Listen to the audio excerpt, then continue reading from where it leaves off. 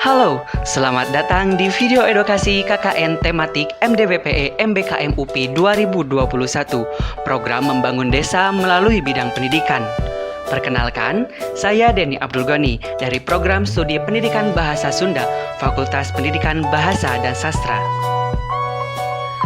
Teman-teman, telah kita ketahui bahwasanya virus corona sekarang ini telah menyebar ke seluruh penjuru dunia, termasuk Indonesia. Virus corona adalah virus yang menyerang sistem pernapasan dari mulai berat hingga menyebabkan kematian. Kita pun sudah tahu bahwasanya infeksi pertama telah terjadi di Wuhan, China pada tahun 2019 lalu, yang menyebar melalui percikan dahak atau lendir. Namun, varian COVID-19 ini terus bermutasi sehingga dapat menyebar melalui udara.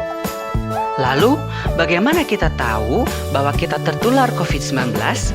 Secara umum, gejalanya adalah 1. Demam tinggi, kemudian batuk kering, dan sesak napas. Namun, di beberapa pasien terdapat gejala yang lain, yaitu sakit kepala, diare, hilang penciuman atau anosmia, hingga hilang indera pengecap. Wah, menyeramkan bukan? Namun ternyata COVID-19 ini terus bermutasi sehingga memunculkan varian COVID-19 yang lainnya. Ada 3 varian yang muncul sekarang ini, yaitu varian Alpha atau yang dikenal dengan B117. Mutasi COVID-19 ini berasal dari Inggris pada tahun 2020, tepatnya ditemukan pada bulan Desember. Kemudian varian Beta atau yang dikenal dengan B1351. Mutasi varian COVID-19 ini terdeteksi di Afrika Selatan pada tahun 2020 juga. Kemudian varian Delta atau yang dikenal dengan B1617.2, mutasi COVID-19 ini ditemukan dari India pada tahun 2020, tepatnya pada bulan Oktober.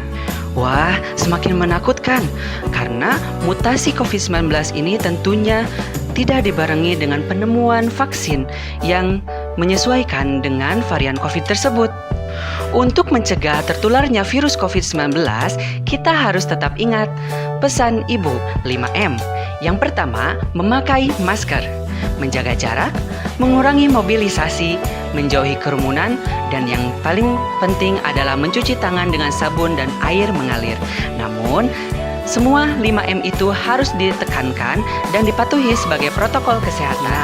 Untuk menciptakan herd immunity dan menekan penyebaran virus COVID-19, hayu divaksin. Sekarang ini pemerintah telah menggalakkan vaksinasi nasional. Oleh karena itu, hayu divaksin di tempat vaksinasi terdekat di daerah teman-teman. Karena kalau kita lihat berita kasus COVID-19 dari hari ke hari semakin mengkhawatirkan karena berdampak ke berbagai sektor kehidupan, termasuk terhadap pendidikan. Pembelajaran menjadi kurang efektif dan butuh penyesuaian yang lama karena sistem yang tadinya luring menjadi daring. Pemahaman penggunaan media pun harus terus digalakkan. Namun, PJJ ini membuat siswa menjadi kurang komunikatif dalam menyampaikan pemikirannya, dan materi menjadi kurang tersampaikan dengan sempurna, sehingga peserta didik tidak memperoleh pembelajaran dengan optimal, apalagi yang tidak memiliki perangkat digital dan terkendala jaringan. Tapi, kita tidak boleh patah semangat. Ada beberapa tips dalam belajar di rumah. Yang pertama, mengetahui target dan tujuan pembelajaran. Jadi kita harus membaca dulu materinya sebelum pembelajaran. Yang kedua, menguasai perangkat teknologi belajar yang akan digunakan. Tentunya ini digunakan agar kita bisa fokus saat kita memulai pembelajaran. Kemudian, menciptakan suasana pembelajaran yang menyenangkan. Saat kita belajar di rumah, coba kita bangun suasana pembelajaran yang menyenangkan. Yang kemudian, ada belajar menggunakan media lain. Agar kita tidak jenuh, mari kita belajar media pembelajaran yang lainnya agar kita tidak jenuh saat melakukan pembelajaran jarak jauh. Nah, sekian video atau informasi yang bisa saya sampaikan.